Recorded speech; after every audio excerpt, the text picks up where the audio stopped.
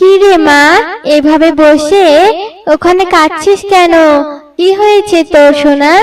কাঁদবো না তো কি আর করবো বলো তো? আমার পায়ে কত বড় একটা কাঁটা ঢুকেছে। ও কত ব্যথা করছে।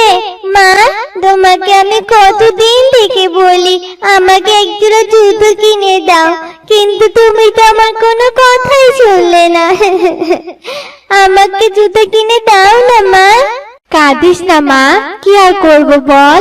কাজ করে যা টাকা পাই তা দিয়ে তো তোর স্কুলের ফি আর ভালো করে সংসারটাই চালাতে পারি না, তাহলে কি করে তোকে জুতা কিনে দেই বল তো মা? না না মা, আমি তোমার কোনো কথা শুনতে চাই না।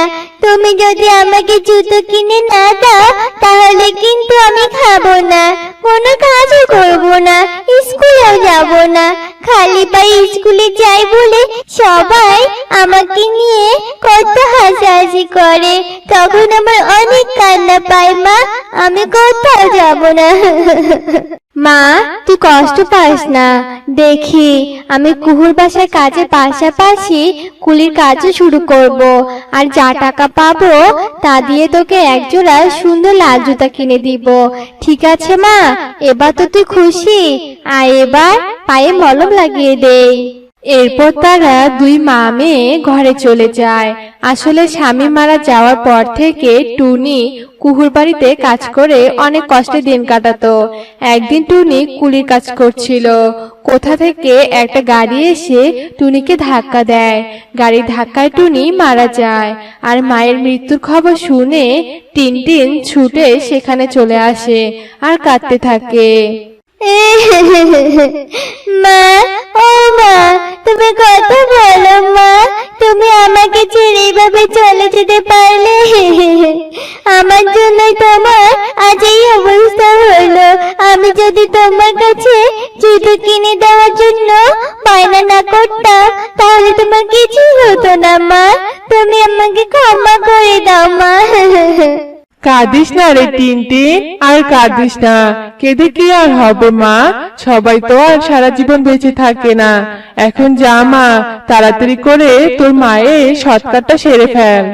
এরপর টিনটিন অনেক কষ্টে তার মার সৎকার করায়, আর সেদিন থেকে তাকে খেয়ে না খেয়ে দিন কাটাতে হয়।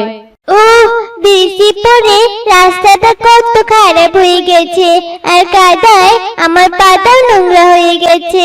আর যদি আমার একজোড়া জুতা থাকতো তাহলে আমার পায়ে একটুও কাদা লাগতো না। আচ্ছা, আমি তো একটা কাজ করতে পারি। আমি তো মায়ের পরিবর্তে কুহু কাকিমার বাড়িতে কাজ করতে পারি। এরপর টিনটিন কুহু কাকের বাসায় যায় আর তার মায়ের পরিবর্তে কাজ চায়। তুই যখন এত করে বলছিস তবে আমি একটা শর্তে তোকে কাজ দেব। আমি তোকে একবেলা বাসি খাবার আর সামান্য কিছু টাকা দেব। এতে যদি তুই রাজি থাকিস তো ভালো, নইলে বেরিয়ে যা। আর তার মাঝে তুই আবার অনেক ছোট, সেভাবে কাজ করতে পারবি না। এখন কি করবি বল? করতে রাজি নাকি করবি না? না না মাসি, আমার কোনো সমস্যা নেই, আমি আপনার সাথে রাজি। না হলে যে আমাকে না খেয়ে থাকতে হবে। কাল থেকে কাজে আসবো মাসি। সে না হয় আসবি, কিন্তু শোন, তুই আমাকে একদম মাসি বলে ডাকবি না, মালকিন বলে ডাকবি, বুঝেছিস? ঠিক আছে মালকিন, তবে আমি চলি। এরপর টিনটিন বাসায় চলে যায়। আর পরের দিন থেকে ছোট্ট টিনটিন অনেক কষ্টে কুহু কাকের বাসায় কাজ করত। এভাবে বেশ কয়েকদিন কেটে যায়। একদিন টিনটিন যখন কাজে যাচ্ছিল তখনই টিনটিনের সাথে তার বান্ধবী শালুকের দেখা হয়। আরে টিনটিন, অনেকদিন পর তোর সাথে দেখা হলো, তবে ভালোই হলো। শোন, কাল আমার জন্মদিন, বুঝলি? তুই কিন্তু আমার জন্মদিনে আমাদের বাসায় আসবি, নইলে কিন্তু আমি কেক কাটবো না, এই বলে দিলাম। ঠিক আছে শালু, আমি অবশ্যই আসবো। এরপর শালুক সেখান থেকে চলে যায়। আর পরের দিন কুহুদের বাসায় কাজ শেষ করে টিনটিন শালুকের বাসায় যায়। টিনটিনের শরীর নোংরা আর পায়ে কোনো জুতা ছিল না। এই দেখে শালুক বলে, ছি ছি টিনটিন, হে কি অবস্থা! তুই আমাদের বাড়িতে এসেছিস বলতো, আর তোর পায়ে কিনা এক জোড়া জুতাও নেই। কি নোংরা লাগছে তোকে। এখন যদি বাকি পাখিরা এখানে চলে আসে আর তোকে দেখে, তখন আমাদের কি ভাববে বলতো, যে তোর মতো ছোট লোককে আমার জন্মদিনে নিমন্ত্রণ করা হয়েছে। যা বেরিয়ে যা। ছি ছি, কি নোংরা বাজে দেখতে লাগছে তোকে। শালুর এমন কথা শুনে টিনটিন অনেক কষ্ট পায় আর কাঁদতে কাঁদতে তার বাসায় চলে যায়। আর পরের দিন টিনটিন কুহুর কাছে গিয়ে জুতা কেনার জন্য কিছু টাকা চায়। শয়তান মেয়ে, কি ভেবেছিস তুই আমি তোকে জুতা কেনার জন্য টাকা দিব? আমার কি টাকা বেশি হয়েছে নাকি? একটা টাকা দিব না।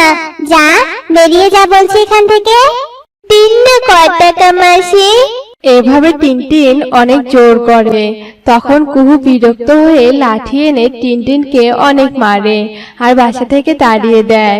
আর টিনটিন কাঁদতে কাঁদতে নদীর ধারে যায়। হায় ঈশ্বর, সেই ছোটবেলা থেকে একজোড়া জুতার জন্য কত কিছু করেছি। আমি কি কোনো দিনও জুতা পায়ে পরতে পারবো না? সবাই কত সুন্দর সুন্দর জুতা, কিন্তু আমার কোনো জুতা নেই। এসব বলে টিনটিন অনেক কাঁদছিল।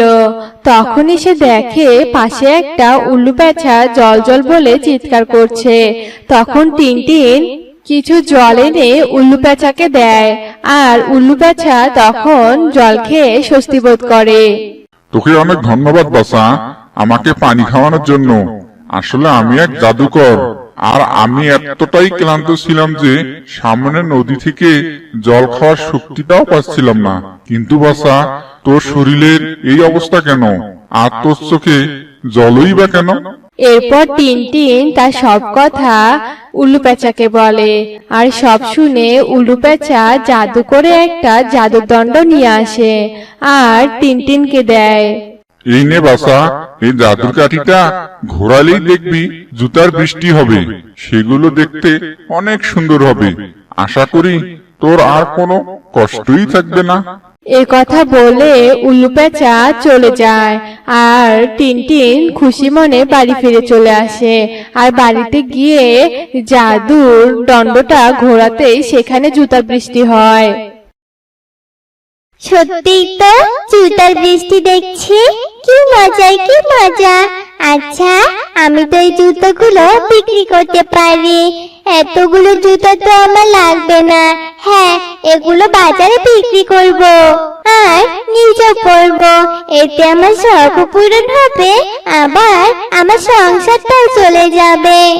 এরপর থেকে টিনটিন রং বেরঙের জুতা পায়ে পরতো আর বাজারেও তার একটা দোকানে জুতা বিক্রি করত। এভাবে ভালোই টিনটিনের দিন কাটতো।